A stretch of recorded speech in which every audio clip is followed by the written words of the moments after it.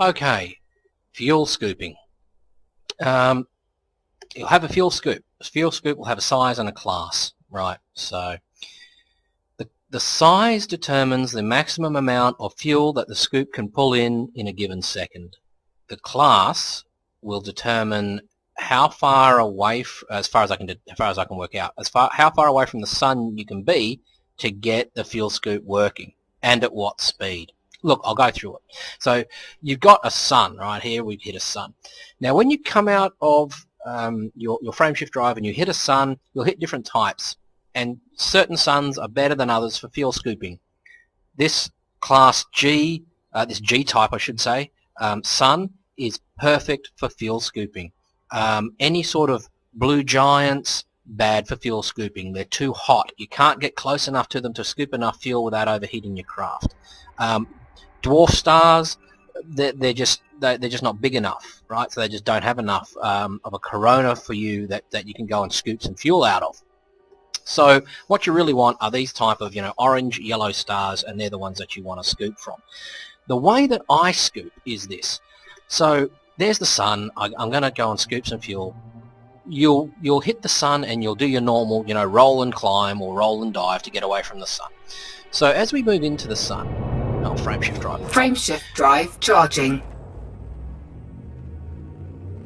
Ready to engage.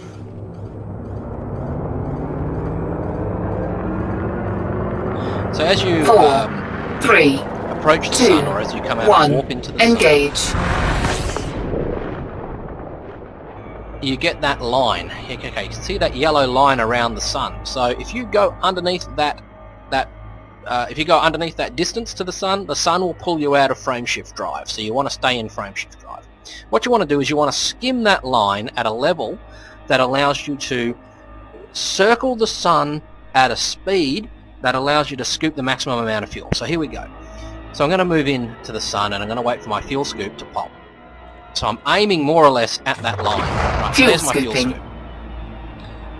And here I'm going to start, I've throttled back.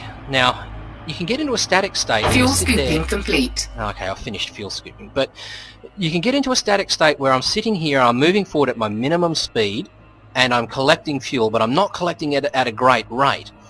But my heat is static, so I can sit here and it might take me a minute or two to fill my tank.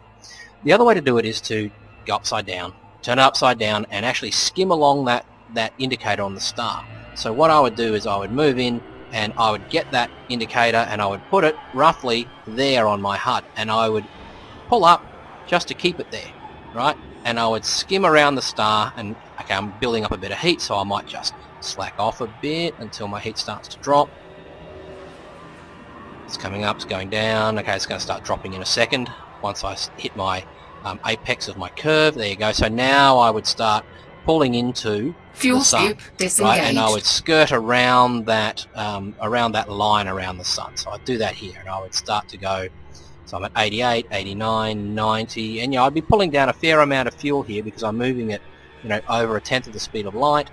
If you want to, if you can reach a point where you're stable, pull your throttle back and just come back to nothing and just sit there, and you can scoop up a bit of fuel. So here I am sitting at around about 100% heat. You can go up to about 120, 130% before you start getting damage. So, you can sort of dolphin around that corona of the sun. So yeah, hope that helps.